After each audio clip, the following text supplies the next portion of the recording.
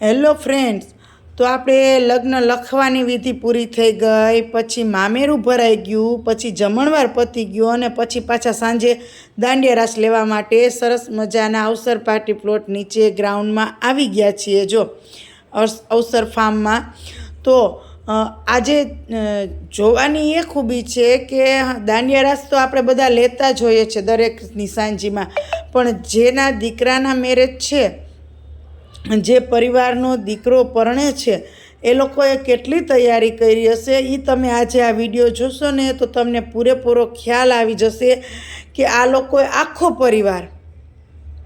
પરિવારે એટલો ડાન્સની તૈયારી કરી છે કે જો આ મારા બેનના જેઠને જેઠાણી છે, જો કેટલા આનંદમાં આ બધી આ પ્રેક્ટિસ કરવી પડે, એમનેમ નથી થતું.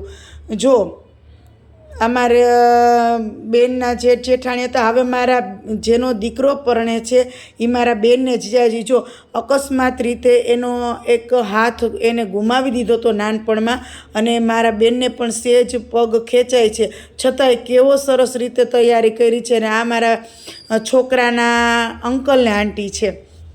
જો અંકલ ને આંટી તો બાપા બધાથી બહુ વૈધા હો. અને આ એની દીકરીઓ છે. જો આ મારા બેનના જેઠની દીકરી છે, આ મારા બેનના દેરની દીકરીઓ છે, ને એ લોકોએ બહુ પ્રેક્ટિસ કરી છે.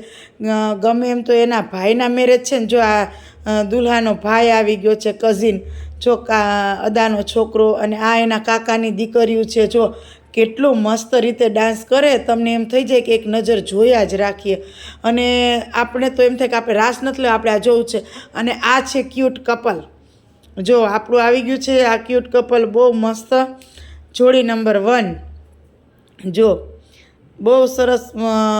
આ લોકોએ કહું ઓછામાં ઓછા એટલા પરફોર્મન્સ દીધા છે ને કે હું કદાચ વિડીયામાં ઉતારું ને તો આ પ્રોગ્રામ એ લોકોના ડાન્સનો 2 કલાકનો ચાલે, પણ એટલું બધું લાંબુ વિડીયામાં થઈ જાય ને એટલે હું ક્યારેક શોર્ટ જ લઉં છું.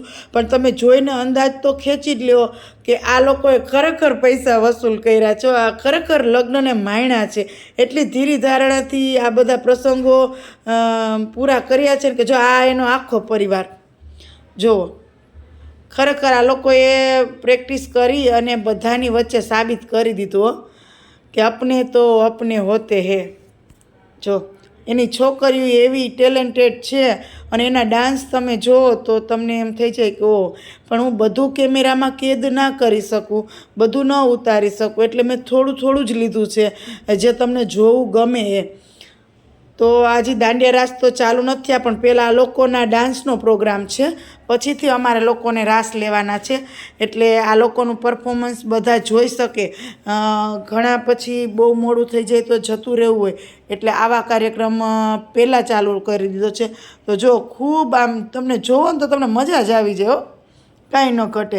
અને અહીંયા અમે બધા બેસી ગયા છીએ આતુરતાથી અમારો રાસનો રાઉન્ડ લેવા માટે થઈને, પણ હજી ઘણા પરફોર્મન્સ જોવાના છે, એટલે બધા રાહ જોવે છે કે આપણે બધા એકી સાથે પછી રાસ લેવા જાશું. પહેલાં આ લોકોના ડાન્સને જોઈએ. તો ધીમે ધીમે લોકો આ બધા વિડીયો જોજો, એક પછી એક સ્ટેપ બાય સ્ટેપ હું આ વિડીયો મૂકવાની છું, તો ભૂલતા નહીં. અને જો કેટલો સરસ મજાનો બચના એ હસીનો લો મેં આ ગયા વરાજાનો ભાઈએ એ ગીત ઉપર ડાન્સ કર્યો છે. જો વન્સ મોર કર્યું તો આ ડાન્સમાં તો પણ આમ ગજબનો કર્યો તો ડાન્સ. એમ હું દૂર બેઠી હતી ને એટલે એટલું બધું નજીકથી ન લઈ શકું, એટલે હું ત્યાં મારી જગ્યાએથી બેસીને જ વિડીયો ઉતારતી હતી. પણ તમે જોઈ શકો છો ને, એટલું બધું ચોખ્ખું ક્લિયર નથી, પણ એટલું તો છે જ કે તમે જોઈ શકો. આ એના જો બધા પરિવારના જો પાછા એને કેટલા ડાન્સની તૈયારી કરી છે અને કેટલા દિવસથી આ પ્રેક્ટિસ કરતા હશે. તમે આ જો ને તો તમને ખ્યાલ પડે કે નહીં, ખરેખર આ લોકોએ મહેનત કરી હશે, રોજની પ્રેક્ટિસ સાથે સાથે આ લગ્નની તૈયારી. અને મારા બેનને તો સહેજ પગ પણ ખેંચાય તો એને કેટલી ખેંચ પડી હશે, એને કેટલું તકલીફ પડી હશે. આપણે સારા હોઈએ તોય આપણે થાકી જાય છે લગ્ન પ્રસંગની તૈયારી કરવામાં, તો મારા બેનને તો સહેજ પ્રોબ્લેમ છે તો એને કેટલી તકલીફ પડી હશે. પણ છતાંય આનંદમાં બધા, અને પછી બધા ડાન્સને પૂરા કરી શોર્ટમાં, અને પછી અમે રાસ લેવા માંડ્યા. જો હું, મારા સગો ભાઈ ભાભી અને હું, અને તારા બધા જીજાજીઓ ને બધાય ખૂબ મજા આવે છે. બાકી એને ઘણા સમય પછી રાસ લેવાની મજા આવી. તો આ સરસ મજાનો ટૂંકમાં વિડીયો ઉતારી અને આ સાંજીના પ્રોગ્રામને લીધો છે, કારણ કે આમાં તો જેટલું ઉતારીએ વિડીયામાં એટલું ઓછું છે, પણ આપણે મેન પરિવારને અને આ થોડોક રાસનો પ્રોગ્રામ લઈ લીધો.